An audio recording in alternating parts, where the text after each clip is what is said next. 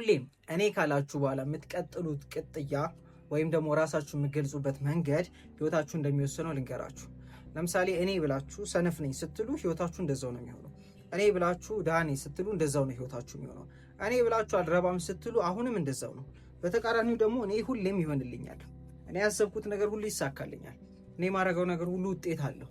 ሁሌም እኔ ካልን በኋላ የምንቀጥለው ነገር ህይወታችንን እንደሚፈጥር ማወቅ አለባችሁ።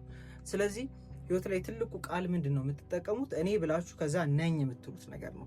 ስለዚህ በመሀል የምታስገቡትን ነገር እርግጠኛ ሁኑ። ህይወታችሁን የሚቀይረው ነው ወይስ ደግሞ ወደ ኋላ የሚከተው ነው?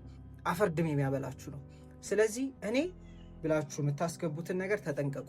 እያንዳንዱ ሰዓት ላይ እያንዳንዱ ቀን ላይ እኔ እንደዚህ ነኝ እያልን ነው። እሱም በቀየራችሁት ቁጥር ህይወታችሁ መቀየር ይችላል።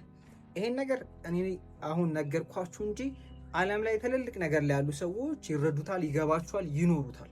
ስለዚህ ከአሁን ጀምራችሁ ይህንን ተጠቀሙ። ህይወታችሁ ላይ ትልቅ ለውጥ ታመጣላችሁ።